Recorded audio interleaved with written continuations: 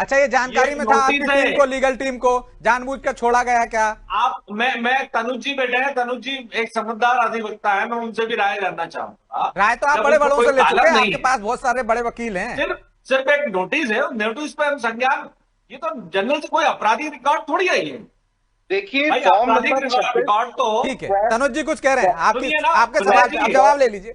अब आपने तनुज जी की तरफ इशारा किया।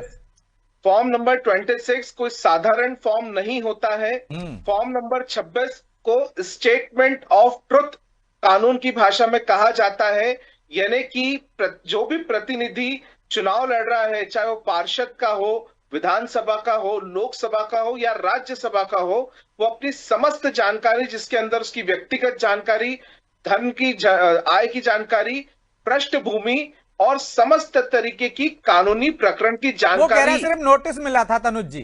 नहीं, इसमें एक बात जानकारी हो ब्रजेश जी, जो केस कोर्ट के संज्ञान में लिया गया हो वो प्रकरण बताना पड़ते हैं। ये इसके लिए आपको ध्यान हो, रिसर्जेंस इंडिया 2013 में सुप्रीम कोर्ट का आदेश है इस पर। ऐसा कोई भी केस जिसपे माननीय न्यायालय ने संज्ञान लिया है, संज्ञान लिया है, कॉग्निजेंस है, और उसमें आप जवाब पेश कर रहे हैं, तो आपके संज्ञान में था। ये देखिए, ये बात ये नहीं कि आरोप था नहीं था, क्या आरोप थे, इन सब से कोई मतलब नहीं। आपने अगर कोई संज्ञान में न्यायालय के और आपके भी था, तो आपने उस प्रकरण को केवल उसके अंदर लिखित रूप में क्यों नहीं दिया, ये एक बहुत बड़ा प्रश्न है जी। ठीक है प्रवीण जी, क्यों नहीं दिया लिखित रूप से? और अपनी चूक को आप संवैधानिक संस्थाओं पर सवाल उठाकर क्यों बचाना चाहते? सुधार लीजिए एक बार व्यवस्थाओं को, बार बार आपके साथ ही ऐसा क्यों हो रहा है? नहीं, निश्चित रूप से सुधार तो किया जाएगा, लेकिन अब ऐसा सुधार किया जाएगा कि आने वाली इनकी पुश्तें भी याद रखेंगी। नहीं तो जवाबदेही अपने आप ही तय कर लीजिए ना। नहीं बिल्कुल, देखिए हम जनता अच्छा, ऐसा सुधार आप अपनी पार्टी में करेंगे कि पुश्तें इनकी याद रखेंगी? ऐसा क्या करने वाले हैं? सारे बीजेपी से मिले लोगों को निकाल दोगे? जिन लोगों ने इस देश के संविधान को तोड़ने का काम किया है, जिन लोगों ने दैत्य दानव बन के, जिस भाई साहब मैंने अभी उदाहरण दिए, 2 उदाहरण दिए आपको, दोनों बीजेपी के उम्मीदवार थे, किस आधार पर उनका नामांकन रद्द हुआ? ऐसा ही झारखंड का मामला, यदि आप कह रहे हो कि यहां पर भेदभाव हुआ तो झारखंड में तो आपकी सरकार है। ब्रजेश जी, दोनों मामले हैं, दोनों राज्यसभा संबंधित है और दोनों के निर्णय आप देख रहे हैं। मुझे बताने की जरूरत नहीं, पूरे देश की मीडिया जानती है और पूरा देश और पूरा विश्व जानता है कि दोनों में देखने का नजरिया किस तरह से है। उस नजरिए की तो मैं बात इस डिबेट में करूंगा नहीं, वो आप समझिए। हमारी खामोशी को हमारा हथियार बनाइए आप समझिए आने वाला जो भविष्य है। इन चट्टीदार चाह रहे हैं कि बार बार आपके साथ ये होता है तो अपनी व्यवस्था को, अपनी टीम को इतना सक्षम क्यों नहीं बना देते कि नामांकन प्रक्रिया को और ज्यादा जवाबदेही बना दें, जवाबदेही तय कर दें किसी की? देखिए, कांग्रेस पार्टी जो गांधीवादी विचारधारा पर काम करने वाली विचारधारा की बात नहीं कर रहा हूं, सिस्टम सुधार नहीं कर रहा हूं।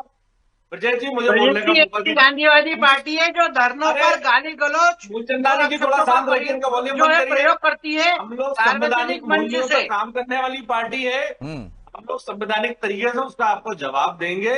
हम लोग गलत तरीके कभी भी नहीं अपनाएंगे, हम आप जैसे हथकंडे कभी नहीं अपनाएंगे, हम आप जैसे बनी हुई सरकार को कभी नहीं दिखराएंगे।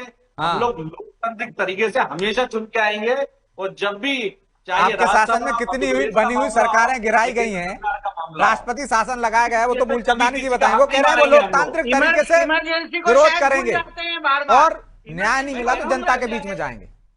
जी मूलचंदानी जी। ब्रजेश जी, मैं क्रमवार सारी बात का जवाब दूंगा। इनकी जितनी गलतफहमियां दिमाग में थी वो हमारे आपके चैनल पे बैठे हुए सीनियर एडवोकेट दीक्षित जी ने क्लियर कर दी है।